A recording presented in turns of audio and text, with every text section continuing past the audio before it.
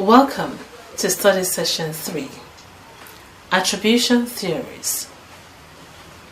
A major preoccupation of social psychology is to understand why people interpret behavior the way they do, and the processes involved in making inferences about the causes of behavior or events.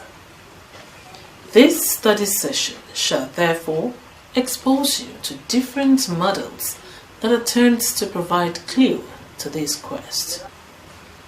When you have studied this session, you should be able to explain a theoretical foundation of the concept of attribution, explain the covariation model of attribution, and present a basis for comparing the correspondent inference and the covariation in explaining causes of behavior.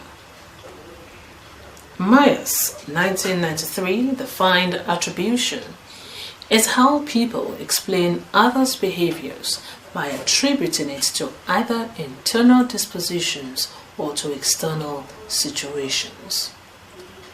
In 1958, Fritz Heider pioneered a formal analysis of the process involved in understanding the motives behind human behaviors.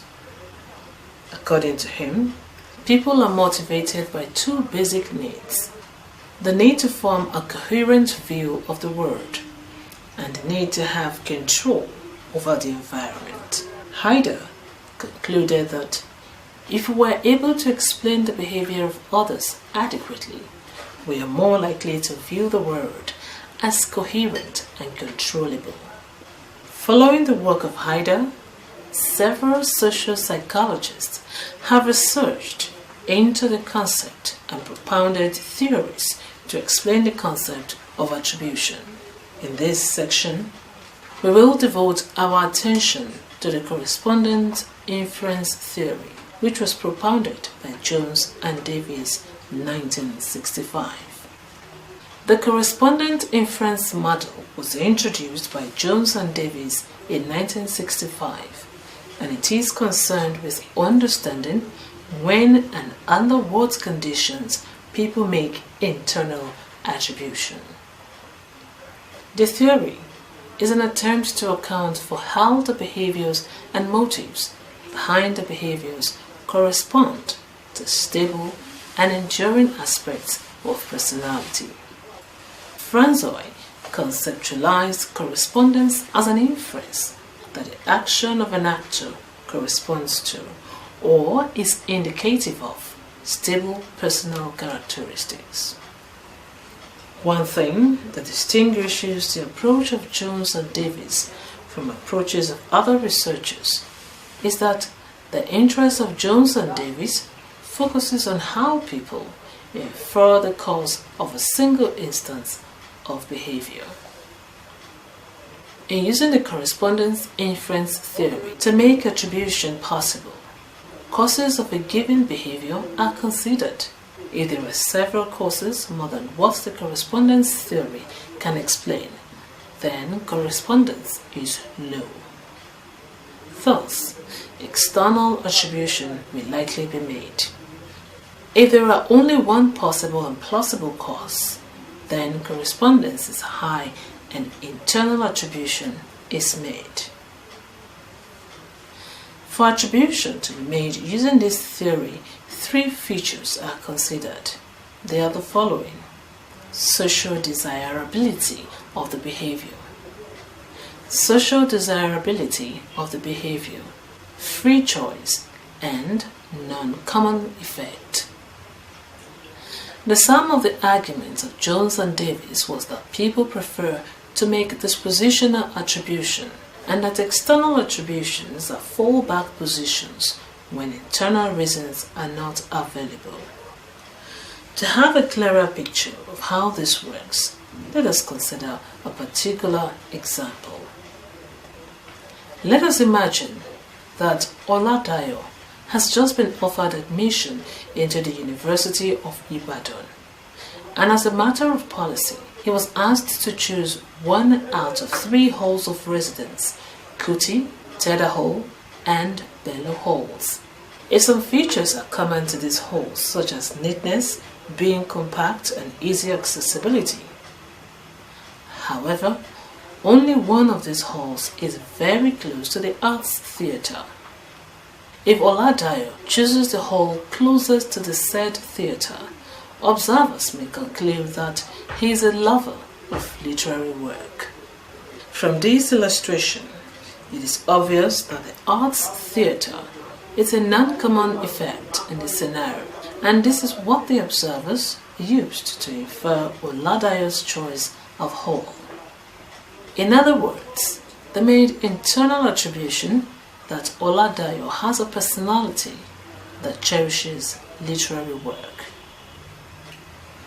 According to Jones and Davis, the degree of choice is also a matter that determines the kind of attribution made. In the case of Oladayo, he was given the freedom to choose, and having made his choice, one internal attribution can be made compared to a situation where choice was restricted. Social desirability of behavior is another important feature in making attribution. This is important for two reasons. One, we want desirable effects to follow from what we do. Two, people who perform socially desirable acts provide little information about their own personality characteristics.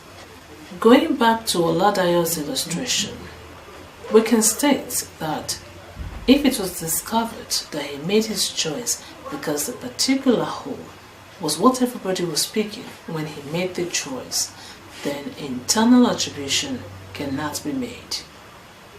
Such a choice was based on societal expectation, and this did not give an incline into what Oladayo's disposition was. In summary, Jones and Davis' correspondence inference theory posited that people are likely to make internal attribution when the actions are seen as low in social desirability, freely chosen, and have non-common effects. Let us now take a look at the covariation model of attribution. According to the covariation model theory, attribution is made from multiple observations of behavior, including the processes involved in making both internal and external attributions. This theory is premised on the assumption that human beings are rational and logical observers who make causal judgments about daily events. Two principles are vital to the covariation model. These are the covariation principle and the discounting principle. According to Kelly, 1967, covariation principle posits that for something to be the cause of a particular behavior, it must be present when the behavior occurs and absent when it does not occur. This obviously is an assumption of cause-effect relationship. In other words, to assign cause to behavior, other similar conditions must be adequately considered. However, for the covariation principle to be of effect, the discounting principle is important. This is the principle of attribution theory, which states that whenever there are several possible causal explanations for a particular event, people tend to be less likely to attribute the effect to any particular cause. The covariation model is applied when the person making attribution has information about how the person in question behaved in the past and how other people behave. Kelly, in his theory, agreed with Jones and Davis that attribution can either be internal or external. However, the covariation model identifies three important bits of information that are required to arrive at a particular attribution. This information is the following. Consistency, which has to do with whether the person whose behavior is under observation behaves in a similar manner at different times to the same person or people. If this is yes, then the behavior is high in consistency and internal attribution may be made. If not, then the behavior is said to be low in consistency. Distinctiveness. This information is concerned with how the person in question has behaved with other people. The behavior is said to be highly distinctive if the person has not behaved in a similar way before, and low if the person behaved in that way to other people. When the behavior is high in distinctiveness, external attribution is likely to be made, and internal when it is low in distinctiveness. Consensus. This concerns how other people behave generally. If the behavior is known to be a norm in that environment, then there is a consensus. Taking the three information together, that is consistency, distinctiveness, and consensus, the covariation model submits that external attribution is most likely when consensus and consistency are low and distinctiveness is high. In this study session, we have noted that attribution theories seek to understand how and the process involved in arriving at inferences about the causes of behavior.